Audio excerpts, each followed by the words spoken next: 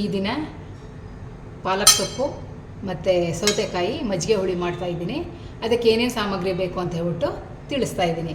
ಮೊದಲನೇದಾಗಿ ಧನಿಯಾ 1/4 ಸ್ಪೂನ್ ಇಟ್ಕೊಂಡಿದ್ದೀನಿ, ಜೀರಿಗೆ 2 ಸ್ಪೂನು, 1/4 ಸ್ಪೂನಷ್ಟು ಮೆಂತ್ಯ, 1 ಬಟ್ಲು ನೆಂದಿರೋ ಅಂತಹ ಕಡಲೆಬೇಳೆ, 1 ಕಪ್ ಮೊಸರು, 1/4 ಕಪ್ಪಷ್ಟು ತೆಂಗಿನ ತುರಿ, ಸ್ವಲ್ಪ ಕೊತ್ತಂಬರಿ, ಹಸಿಮೆಣಸಿನ್ಕಾಯಿ, ಇಂಗು, ಶುಂಠಿ, ಅರಿಶಿನ ಇದಿಷ್ಟನ್ನು ಇಟ್ಕೊಂಡು ಇವತ್ತು ಮಜ್ಜಿಗೆ ಹುಳಿ ಮಾಡ್ತಾಯಿದ್ದೀನಿ.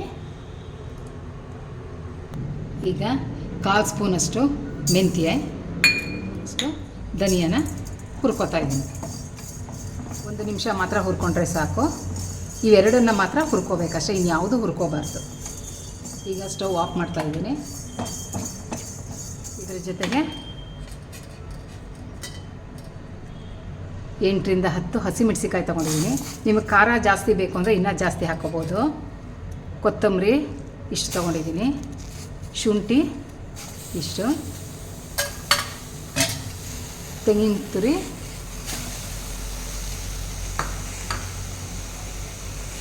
ಕಡಲೆಬೇಳೆ ಮತ್ತು ಜೀರಿಗೆ,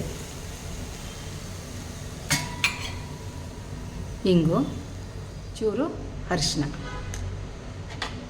ಇದಿಷ್ಟನ್ನು ಮಿಕ್ಸಿ ಮಾಡ್ಕೋಬೇಕು.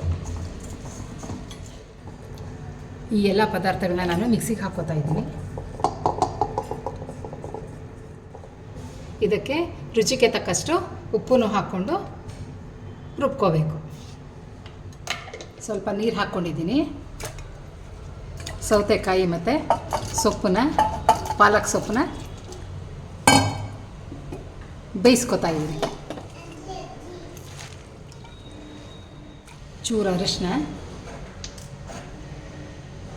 ಒಂದು ಸ್ವಲ್ಪ ಎಣ್ಣೆ ಹಾಕಿ ಬೇಯಿಸ್ಕೊತಾ ಇದ್ದೀನಿ. 10 ನಿಮಿಷ ಆದಮೇಲೆ ತೆಗೆದು ನೋಡಬೇಕು. ಈಗ ಈ ಥರ ಬೆಂದಿರುತ್ತೆ. ಇದಕ್ಕೆ ನಾವು ರುಬ್ಬಿಟ್ಕೊಂಡ ಮಸಾಲೆ ಪದಾರ್ಥನ ಸೇರಿಸ್ಬೇಕು.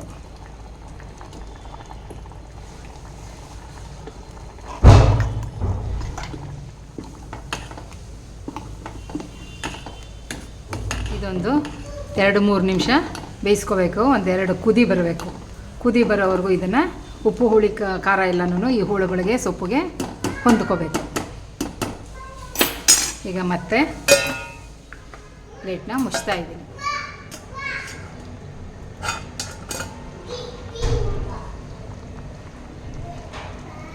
ಈಗ ಕುದ್ದಿದೆ. ಇದಕ್ಕೆ ಉಪ್ಪು ಹುಳಿ ಎಲ್ಲನೂ ಚೆನ್ನಾಗಿ ಬರ್ತಿದೆ ನೋಡಿ. ಈಗ ನಾನು 1 ಕಪ್ ಮೊಸರನ್ನ ಇದಕ್ಕೆ ಸೇರಿಸ್ತಾ ಇದ್ದೀನಿ. ಸೇರಿಸಿ ಇದು ಒಂದೇ ಒಂದು ಸರಿ ಕುದಿ ಬಂದರೆ ಸಾಕು.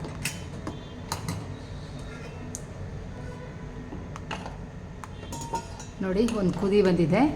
ಇವಾಗ ಮಜ್ಜಿಗೆ ಹುಳಿ ರೆಡಿ. ಒಂದು ಒಗ್ಗರಣೆ ಹಾಕ್ಕೊಂಡ್ರೆ ಆಯಿತು. ಒಗ್ಗರಣೆಗೆ ಎಣ್ಣೆ, ಸಾಸಿವೆ, ಸ್ವಲ್ಪ ಇಂಗು,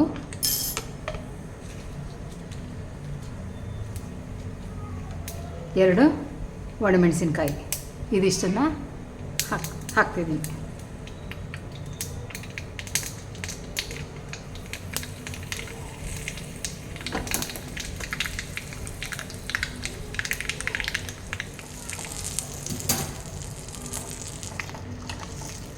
ಮಜ್ಜಿಗೆ ಹುಳಿ ರೆಡಿಯಾಗಿದೆ.